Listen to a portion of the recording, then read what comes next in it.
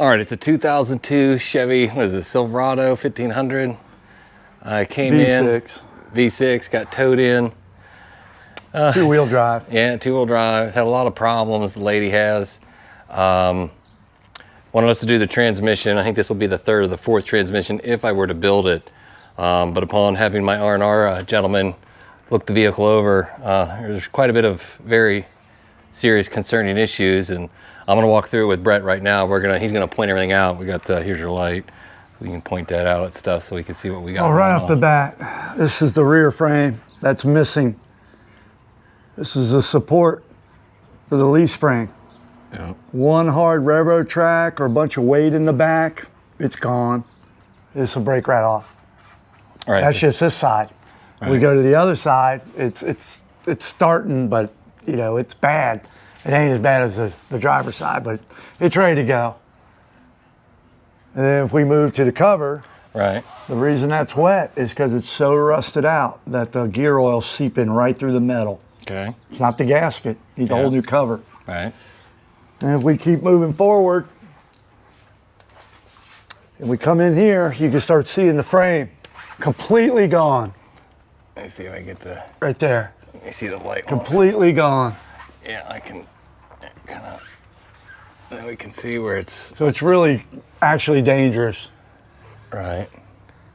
And then before we get too far, let's just walk back, take a look at this drive shaft. Right. And look what we got here.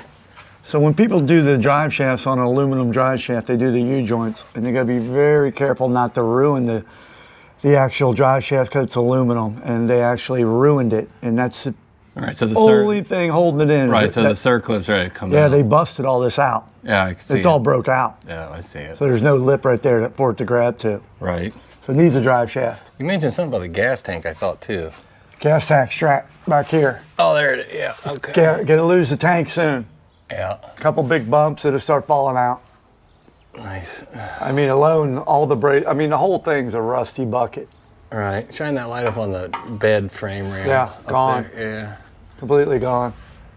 So it can't take any weight, regardless. Right. What else was there? I mean, the drive shaft. Yeah, if we move up. The rear frame. Yeah, if we move up front here, we can see how who worked on this is just kind of. Well, right, we could fix that. Yeah, but I mean, like the brake lines they got going through this hole, that's not normal. They go up here. Right. And then, but if we want to come right here. Right. Someone has cut the exhaust. Right. I think they might cut it to either take the pan out or maybe take the transmission out. It doesn't make any sense. Right. For it to be cut in that spot. Right. Never seen that before. Right. Then when you come here, all these bolts. Might be hard for the camera. All these bolts are wrong. Over here, they got nuts on them.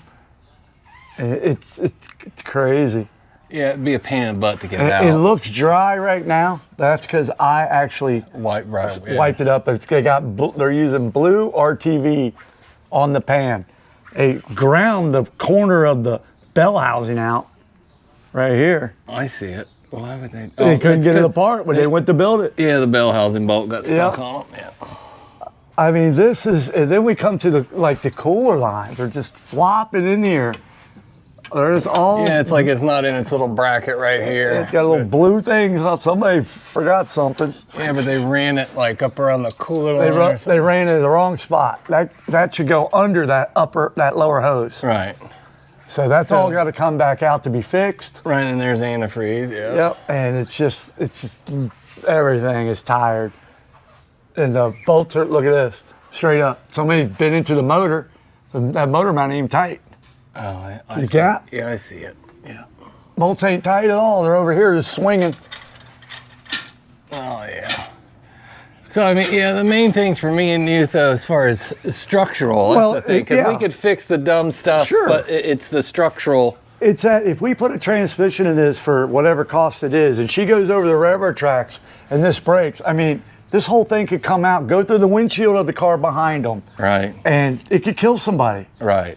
And it's too dangerous. Right. If we had E-check This would be condemned. Right, yeah. I mean, the tire. Look, I mean, all four yeah, tires it's are gonna need like all this. new tires because They're all like that. They're Maypops. Got good tread on them, but Right. yeah. But they can't take any weight if you wanted to put any weight on them, they just pop. Right. Again, not to do with us, but it's like Right. you know, this lady's been taken advantage of so many times. Right. Like they put. I mean, this calipers can't be that old. Right. They should have never done that. Right. They should have condemned this truck. Right. I mean, I understand she needs a truck, but also it's got to be a safety factor for the other people on the road. Right. Right. It's gone. Unfortunately, it's gone. Yeah. Needs a frame. So we need another truck, and you know, she could sell it. The motor seems to run really good, and somebody needs a good V6. Would be a good parts truck for somebody. Yeah.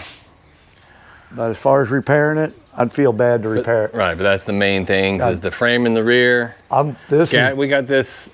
Now, see, I'm not on our guy, but that cross brace here. And then the shock mounts are gone too. Right. Look at them up there. Well, where it attaches, that whole bar is rusted. Right, and that's where the gas tank straps to, and then even the other one is the same way. Yeah, they're isn't both rusted. Yeah, this one's already gone over here. So there's three total, there. right? So there's this one, and then this one's not too bad yet. Yeah, that one ain't as bad. You see the strap; it's holding on. The reason being, for some reason, the water didn't want to get right here. Because it's right on the edge. It's of up the front high, of the bed. but the rest of it is finished. Right. And this is where all the water goes. It goes back here. Usually they rot out this tire, and it usually falls out. Yeah. And that's why the frame's gone, because all the salt hangs out here and nobody washes it off. Right. And it rots them out. Right.